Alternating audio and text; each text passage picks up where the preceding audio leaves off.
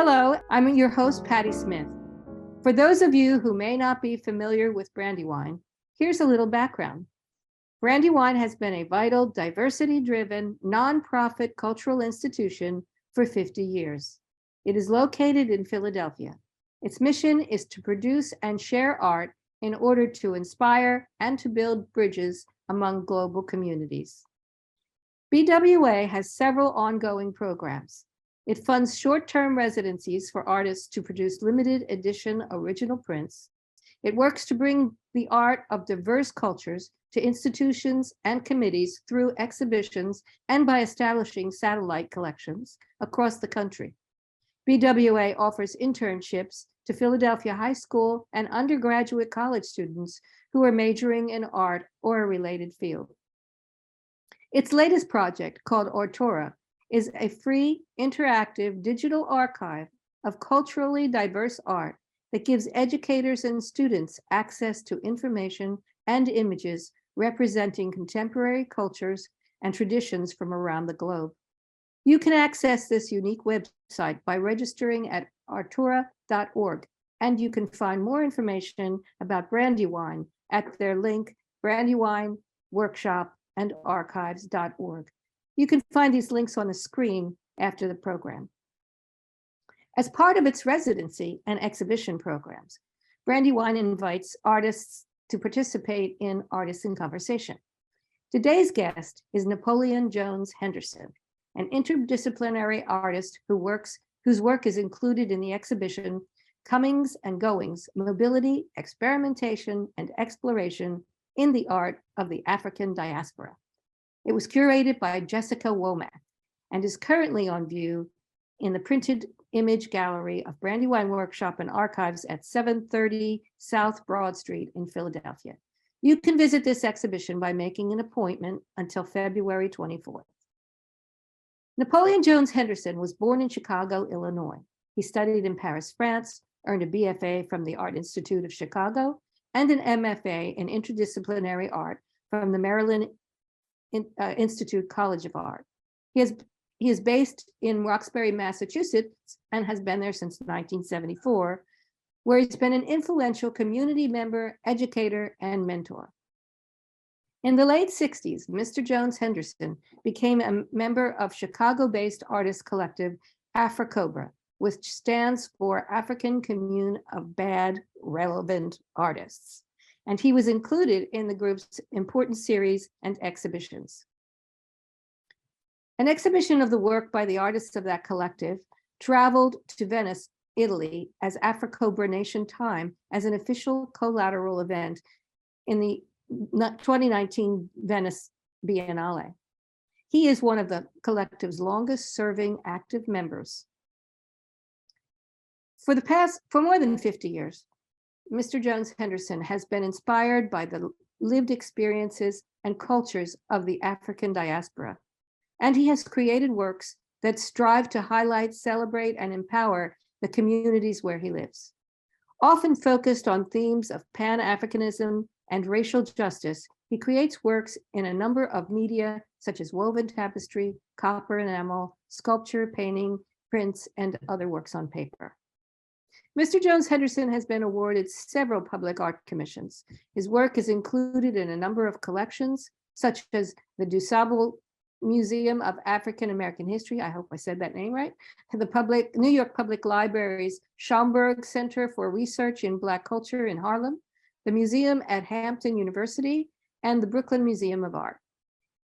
He has received awards both for his artwork and in recognition of his community in reach and curatorial efforts as a champion of Black art internationally. He was awarded with the Award of Excellence by the National Conference of Artists, the Massachusetts State Senate Citation for Cultural Excellence, and the Merit of Honor Award from the Walters Art Museum in Baltimore, Maryland, just to name a few. He has exhibited broadly, and time prevents me from mentioning all of them here. Just a few recent ones are Mosaic Templar Cultural Center, Little Rock, Arkansas, Kravitz Welby Gallery in New York City, the Smart Museum of Art, Chicago University, Ohio Crafts Museum, Columbus, Ohio, and most recently in 2022, the Institute of Contemporary Art in Boston mounted a comprehensive solo exhibition. Mr. Jones-Henderson, welcome to the Artists in Conversation. Well, how are you, Patty? It's just Napoleon, that's all. All right, Napoleon. I see a lot of familiar names and faces on this screen, so hello to all of you. I have not seen many of you for a while, but hello, hello, hello. Very nice. Well, let's begin with your early days as an artist in the late 60s. You were one of the founding members of AfriCobra. Can you tell us a little bit about some of the highlights of that time in your life? Oh, the highlights were too numerous to mention, but I will say that AfriCobra and the larger community of artists and non-artists in the city of Chicago was Chicago was a space in which, the whole community, not just the visual artists, but the regular community itself, from the church to the cemetery, all those individuals and that entirety of celebration was all a part of what drove the visual images of not just only AfriCobra artists, but artists across the landscape in Chicago. And Chicago was is a city. It was at that particular time, in terms of my younger years, was a place where we had people like Hoyt Fuller, Gwendolyn Brooks, Lerone Bennett, and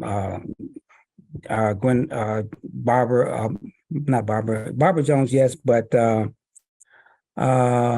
Margaret Burroughs and others who were pivotal individuals in terms of the creative life, intellectually, spiritually, and artistically in the city of Chicago. And all of us were, if I would say, we were all nursed at the breast of that kind of energy and kind of community. And the important aspect of the name of AfriCobra is the word relevant, because if one lives a life that is not relevant, then they make no contributions to the larger community. So the Wall of Respect is a place where many of the artists in all disciplines, musicians, poets, writers, dancers, musicians, all of that, congregated here and created this edifice that we see before us, the Wall of Respect. And what you see at the lower portion of the screen here is a community of people gathering, reviewing the works on the wall. And Nelson Stevens was he and I came into AfriCobra together. And he was teaching at Northern Illinois University, but after we mounted our first exhibition at the Studio Museum in Harlem in 1970, Nelson left and went to UMass Amherst in Western Massachusetts. Jeff left and went to become the chair of the art department at Howard University. And that began another juncture of AfriCobra in the sense of becoming more national, in the sense that we were not any longer, all of us, located in the city of Chicago. And so this particular mural here in the upper portion is one of Nelson's murals. Over 35 years of teaching there at UMass Amherst, Nelson employed young art students in his class and other artists from Springfield, Massachusetts, to create a series of over 30 large-scale murals throughout the city of Springfield. And just last year, they had a celebration of the refurbishing of 2 of his murals of the 30 that still remain in the city of Springfield, Mass. And the lower piece is a piece he did in collaboration with Dana Chandler here in Roxbury, Massachusetts. And I'm sure some of the people on the Zoom know Dana Chandler. And so this is just a little short piece about AfriCobra. But for those who don't know, starting at the lower level, you have Barbara Jones, Nelson Stevens, Jay Jarrell, and Little Jerry. Upper, going back to the left, is Gerald Williams, Sherman Beck, myself, Carolyn Lawrence, Omar Lama, Jeff Donaldson, and Wadsworth Jarrell. And you can see Jeff, as Michael Harris always said, he was taller than most people. And that you could see. So we then went to Venice in 2019 as a collateral exhibition there. So before I forget, if anyone has questions, you are all muted on the program, but there's a chat at the bottom of the screen. You can click on that and ask your question, and we will get to that at the end of the presentation. So, Napoleon, Yes. much of your career as an artist has been dedicated to collaborating with local communities on various projects.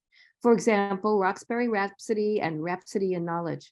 Can you talk about these projects and how collaboration affects your work? Well, I think one would have to start, not I think, but one would have to start with the wall of respect in terms of how the community and the artists worked in collaboration and creating that edifice that was there. Also, Africover had the opportunity to pull a silkscreen print at the first Push Black Expo in Chicago. We actually took our silkscreen setup into the expo where all kinds of other businesses and so forth were congregated in the convention hall and various other activities that a normal convention such as that has, but art being an integral part of it most often is not the case. But what we're looking at here on the screen is an image of myself, and you get a sense of scale of the Rhapsody in Knowledge, which is a commission I was invited to do for the Melrose Public Library in Roanoke, Virginia. And the two images on the right-hand side of the screen are young people from the middle school and high schools that I did on two occasions travel to Roanoke and conducted art workshops with them in their classes and encouraged them to create works or elements that they would like to see represented in the final product of what I was commissioned to do. And so many of the aspects of the designs of all three of these pieces were parts of what the young people did in those workshops. And so, of course, they were very much a part of the celebration of the installation of the works. And of course, I always have them come and join me. And this is a nighttime view of the plaza where these elements are located in Roanoke. And this next piece here is the most recent piece, recent in terms of a very large piece, Roxbury Rhapsody, which is located in the newly built Boston School Department headquarters, which is right maybe less than 2 blocks from my home. And what we see here is a congregation of my community working with me on the installation of this piece, which is, if we look, these three young men here, I came to work with me through the Boston Police Department's youth program that my daughter coordinates there. And this is one of my neighbors. This is his young daughter who is now on her way to college. That's my granddaughter. My neighbor around the corner who used to keep my car running all the time, of course, that's myself. And this young lady here, Chanel Thurville, was an apprentice who came to me along with two other young ladies, Flolinda Jean and Macau Bosch. They came to me through a program at the Mass College of Art, which is the reason I came to Boston in the first place. I came here to take a teaching position there in 1974. This is the finished piece in the building. It's 29 feet by 9 feet high. Discussions with some members of the Boston Arts Commission in the building as I was preparing to install it. And that's one of my other apprentices in the lower corner here, Flolinda Jean. And this piece here is one of my first public art commission here in the city of Boston, which was 1987. This is the pair of 5 foot by 10 foot, 2 5 foot by 10 foot doors for the Roxbury Community College. And this one on the left is a commission I did for the Black Falcon cruise ship terminal here in Boston. And in 1999, I went to Columbia, South Carolina to teach at Benedict College. And this was a commission I did for the college there in Columbia, South Carolina. Very nice. Well, we know that you did a print at Brandywine, and it's currently in the show. Can you tell us a little bit about your experience at the Brandywine Workshop and how printmaking influences your work? Well, the invitation for Africover, that was all of the members of Africover, to come to Brandywine to produce a print, by Allen back in 1994 was just an extraordinary and uplifting, spiritually uplifting and aesthetically, exciting opportunity to come there and work with master printers and all of the facility there, and to be welcomed and embraced by the larger community of artists in Philly. This particular print was my first venture into printing in transparencies. I basically work in opacity in the sense of mostly silkscreen stencil printing and other manners of opacity printmaking. But this was my first time dealing with the transparency process, and it was an interesting process, very exciting to work in another manner from what I'm accustomed to working in. But this print was an extraordinary gift to myself, and we printed it in an edition of 100, and I only have 2 left now, and Brandywine has distributed those prints throughout the country and the world to various colleges and universities and other such entities that they donate these prints to, which is another part of the collaborative context that is very, very important to me in terms of how I do my work. And all of my other works, these are some other prints that I've done, and the dates are there for you to see them. And this is 22 by 30 size paper. This is a beginning of a series I'm doing on the men in my family. My father's from Yazoo, Mississippi, and that is the beginning of the first work depicting him in a very stylized manner, but the members of the family as a whole. This is the Boogie Woogie Trio. Reminds me, I was thinking one day when I was doing some drawing about a trio of young brothers. Well, they were older brothers at that time in Chicago, who used to always stand around on the corner and sing. And so singing all the time, whether they sang on the corner, or they sang in church choir, they went from the street corner to the choir.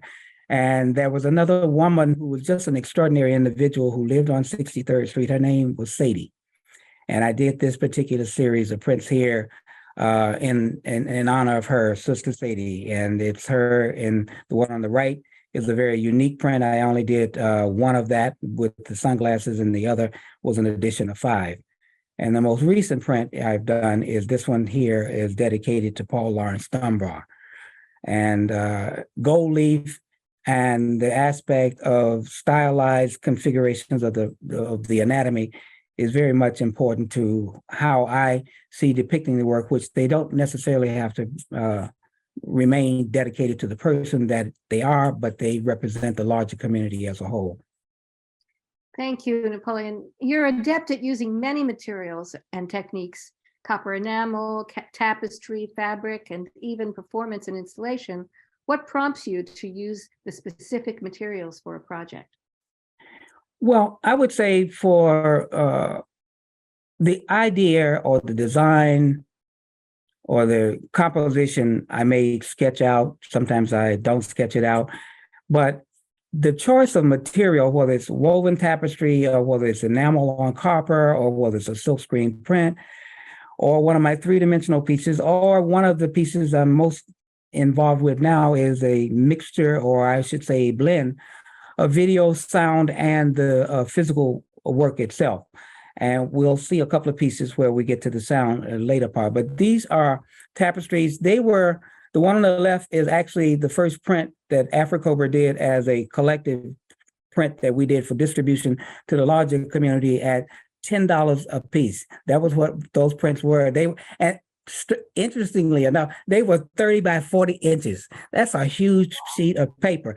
We learned a lot from doing those first couple of prints. They came down to be a little bit smaller, but that's a print that Barbara Jones did, and that I rendered that particular print as a tapestry. The piece on the other side is also inspired by one of Barbara's prints, as well as this particular piece here, the Soweto Black Men.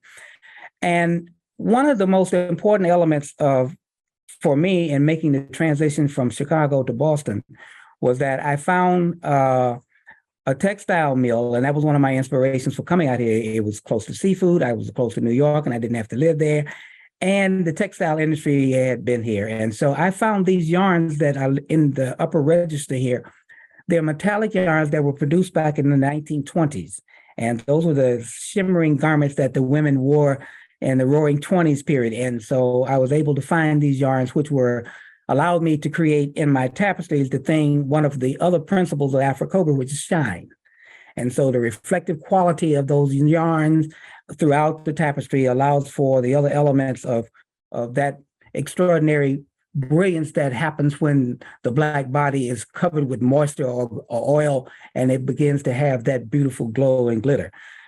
This is a piece that was a part of my thesis at MICA in 2005. It's a piece that employs not only video projection, it also has a environmental space, the cotton field that you see just behind me. And it also had a soundscape that was created for me by a young brother I met there in Baltimore when I was spending time there at the MICA. And it's an 18-minute projection that the video scenery changes as you can see it in the rear over these slides. It has changed from those different configurations. And on the surface of the structure, which is a sanctuary. And you'll see that structure in the next images that speak to the larger envelope of works that I'm doing that's under the umbrella Requiem for Our Ancestors. So that brings us to the major show that you just had at the ICA in Boston. Tell us about the exhibition and some of the more interesting aspects of that experience. And also, what are some of the projects that you're working on now? Well, the ICA show was just really a very interesting and wonderful experience because it allowed me to have the opportunity to actually see some of my work I hadn't seen for over 30 years. And it was really exciting to see them again. And it was really exciting to have this, if you will, trajectory of my of 50 years of my work. It was not all of the work, but it was surely a large enough body. It was, I think, 32 pieces in total. This particular piece here is one of the pieces that began one of my first pieces in the series that I've been working on, Requiem to Our Ancestors. And this is the Blind Boys of Alabama and the Hallelujah Sisters. And these gloves that you see, it says from 2005 to 2022. It took me all of that time to accrue all of these gloves. These are gloves that I got collected from secondhand stores as I would drive back and forth from Roxbury to South Carolina to Benedict College.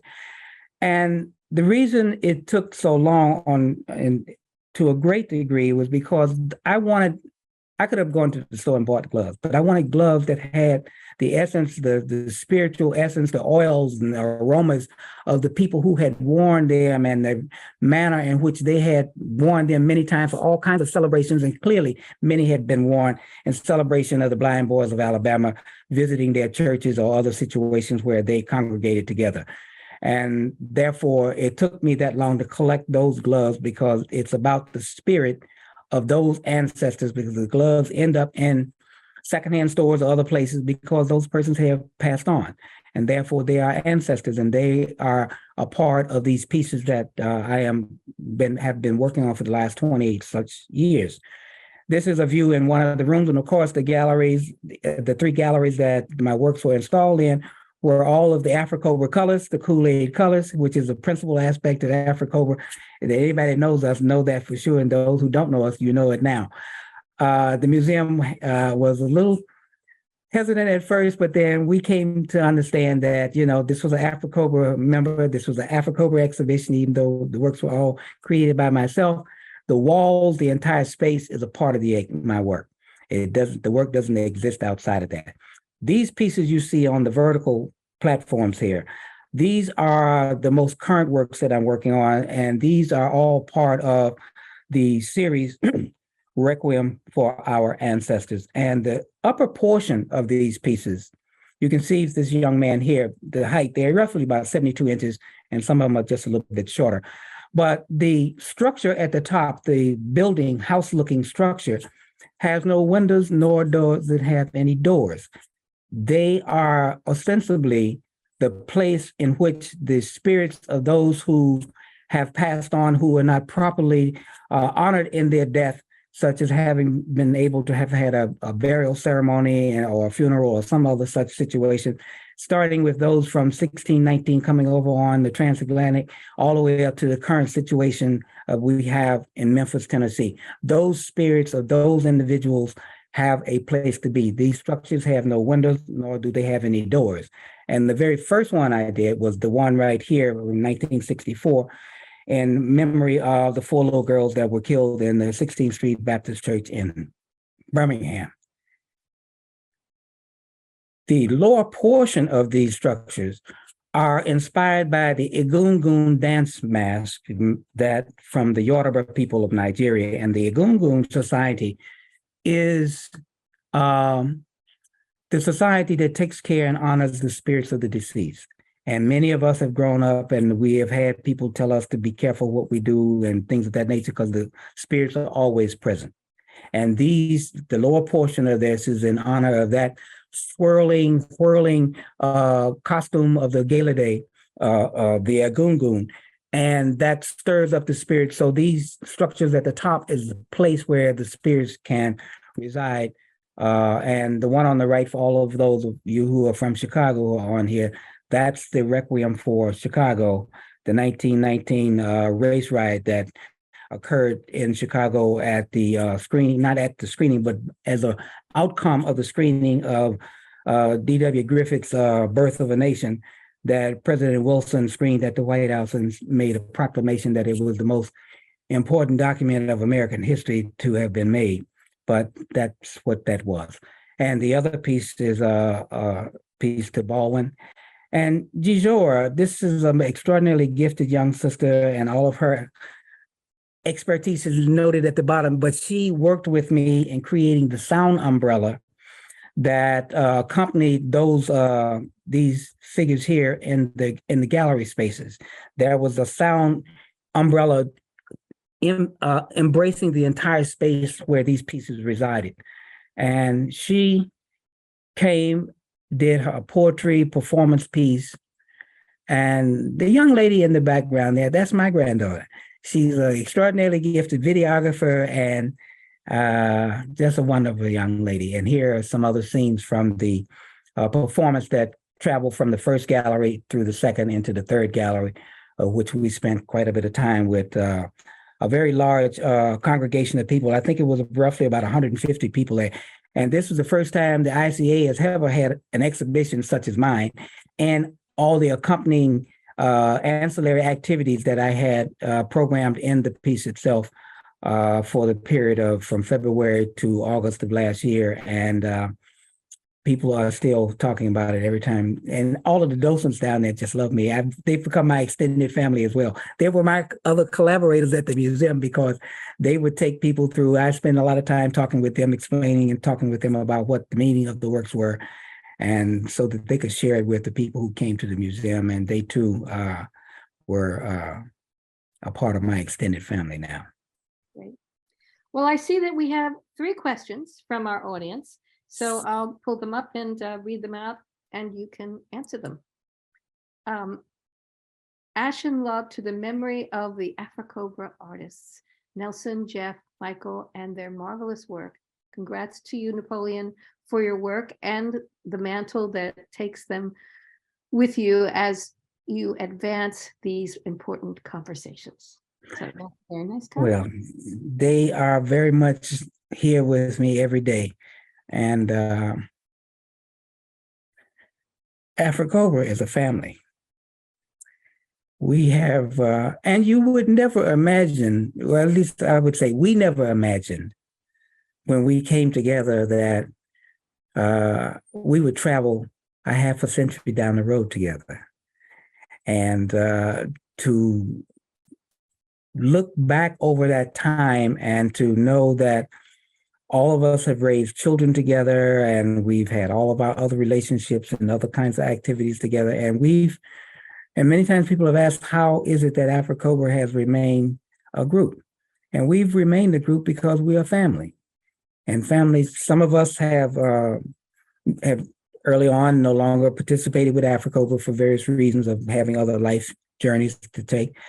But nonetheless, they are all still Afro-Cobra members. We are all still just as tight as we were when we were in Chicago, and all of our newer members are equally as tight with them. And it's just been, a rather rough little journey here for the last, I guess, 12 months or so, because Michael, Nelson, and further back, Jeff and Murray and Barbara have joined the, as I call it, the All Heavenly Jazz Band.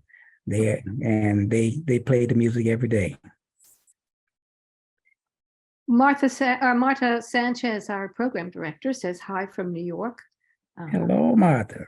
How are you? What are you doing in New York? Tell me. Koswa to everyone, and am I saying that word right? Yes, that's a Koswa, yes. Wonderful memories, spirits align. And there's thank you for joining us tonight. You should have questions. Anybody else have any questions tonight? Let's see. Doesn't look like it. Well, Napoleon Jones-Henderson, thank you so much for giving us your time and sharing your life as an artist. And thanks to our viewers. I hope you have found Napoleon's work and story as interesting and inspiring as I have. We've provided some links for you at the end of this program for more exploration. Good night and see you next time, hopefully for Artists in Conversation.